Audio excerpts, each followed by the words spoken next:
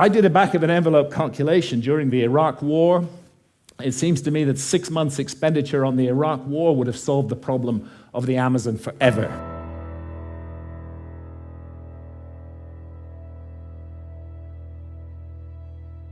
We can spend countless billions on warfare, on hatred, on fear, on suspicion, on division, but we can't get together the collective effort to save the lungs of our planet. If we truly were the apex of evolutionary achievement, there would not be the atrocities that we see around the world today. Atrocities that our society is directly involved with, unknowingly to the masses. The single-minded pursuit of profit poisons the minds and hearts of the current world leaders and the elitists that manipulate and govern these societies. Once we have all come to understand the severity of the situation, we could begin looking towards a new path, a better path that involves the reform of entire societies and entire civilizations, binding humanity together, shaped in a manner that incorporates all the sciences of the world. Civilizations designed to be in equilibrium with the surrounding environment, a society that respects all life rather than just the lives of humans, a society that is a reflection of the limitless nature of this universe. Welcome to the Venus Project. Jacques Fresco has been designing cities of the future. This is what it looks like, a future where technology is harnessed for all and money has no relevance. It's called the Venus Project. You may not have heard of Jacques Fresco, but he is known around the world. Documentaries have been done about him. Magazine writers from Europe have written stories about him. Fresco's vision goes beyond architecture. I feel that environment shapes our values. The people we know, the people we identify with. What will drive people in the future? A world without war, without hatred, without bigotry, without prejudice. The future isn't Star Wars, according to Jacques. It's a home for everyone. This is what I mean. Jacques thinks he has the answer in the city of the future. We'll show a world in which values are different. The aspirations of people. They have compassion, feeling for one another, concern over the environment. He's a self-educated industrial designer, engineer, and futurist who truly believes the ills of society can be cured only if we throw away the rules that govern it and ourselves. A resource-based economy states that if you declare the earth and all its resources as the common heritage of all of the world's people, there's no need for armies, navies, police, prisons. None of that's necessary if people have access to their needs. Jacques Fresco was one of the first to display the archetype of a neo-human who emerged from the Western world. His vision for a better future not only includes designs for future cities, but he also lays out a map for a completely different human experience. He suggests that a society consisted of people who are self-actualized can together pave way towards a civilization that transcends all current segregations and limitations. A society where machines are doing all the menial jobs, while humans are living life to the fullest, exploring the inner and outer world, exploring the cosmos, exploring the oceans. Fossil fuels, coal, and uranium would be considered obsolete in comparison to geothermal power and thorium-based reactors. This is clean sources of power.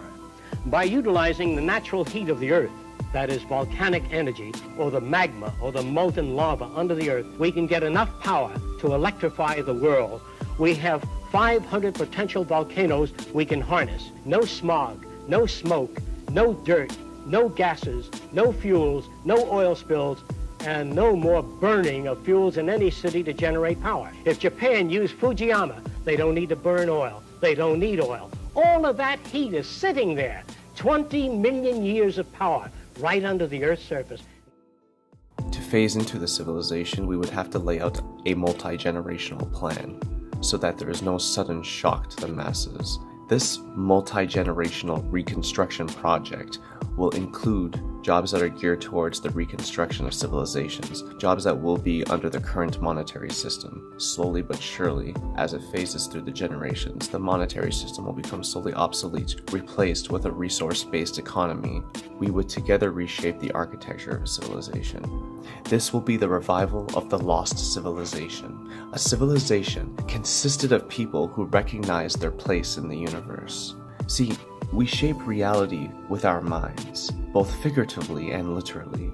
The ancient ones saw life as a classroom, They designed their civilization to be a literal manifestation of that philosophy, making each day a new and exciting one. These ancient sites around the world are designed to be reflections of the heavens to the earth. They were designed to be in association with the earth's movements. And these associations are recognized by the subconscious supercomputer in our heads. Having your mind exposed to sacred geometrical architecture has a profound effect on consciousness, described by those who visit the sacred sites around the world to be transformative. The symposium's called Return to the Source, Rediscovering Lost Knowledge and Ancient Wisdom. This is ancient wisdom, that Sphinx that even today, in ruins, if you go there at the right time, early in the morning before anybody else is there, if it's the right day and the sun is coming up over the pollution of Cairo, and you actually see the sun on the Sphinx's face, this thing has an emotional impact that no picture, no matter how good, and this is about as good as they get, can convey.